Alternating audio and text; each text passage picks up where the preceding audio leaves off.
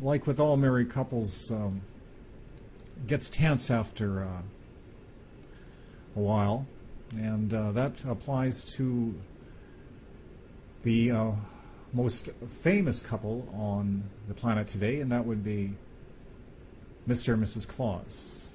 Hello, Mrs. Claus. This is DJ. Well, hello, DJ. I thought I was going to get to speak to the equally famous Canadian Len Amsterdam, but I guess you'll do, young man. Len who? This is Trash Talking DJ. My show is all about digging up the dirt. Is there anything you can tell us for shock value about old Santa?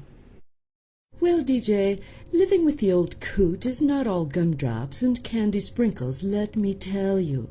He can be a real pain in the ass sometimes. 364 days out of the year, he sits around in his underwear and hogs the remote, flipping back and forth between the History Channel and the Discovery Channel, just waiting for a story about him to come on. It's all about him.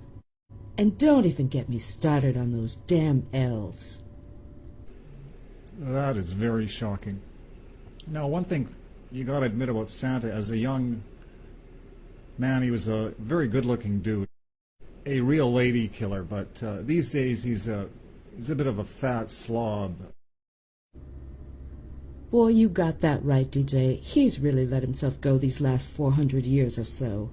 Now, one thing that's being reported in all the tabloids is that there's a little bit of bad blood between Mrs. Claus and Rudolph.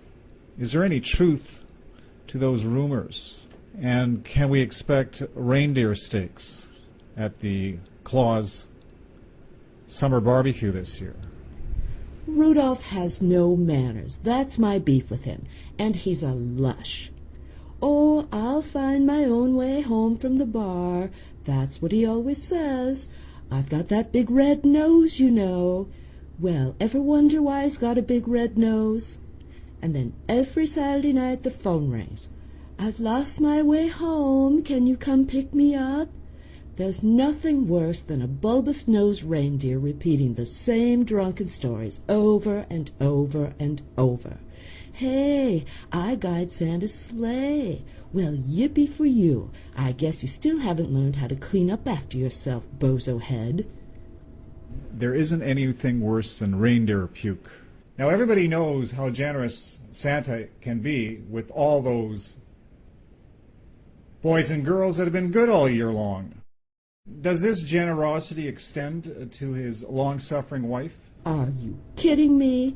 Last Saturday he said, "Here's $5. Go pick out something pretty for yourself and bring me the change."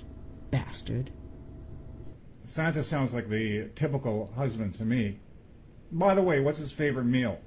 Well, it isn't cookies and milk, believe me.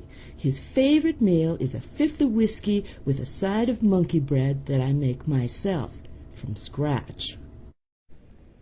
Monkey bread, eh? That's my favorite. Country roads turned me on to that. You wouldn't believe the slop that I gotta eat at home. It's terrible. My wife is the worst cook ever. I know. Mrs. Amsterdam's cooking is infamous worldwide, even way up here at the North Pole. Well, there is talk in the press that Santa was going on a diet. Is there any truth to that? That's another thing, DJ. Every Monday he says, "I'm going to start my diet today." Bah! Pretty soon all I see is his fat butt sticking out from the open refrigerator, and he's digging around, stuffing his face with my home-baked pies and reindeer loaf. Can you share a funny Santa story for us? Funny story.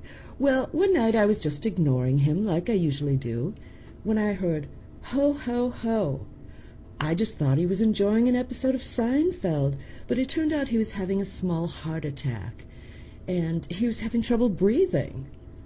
Everything turned out okay, though. Don't you worry. He's back overeating and not exercising, just like always. Well, that's good news. Despite his faults, everybody loves the fat pig just the way he is.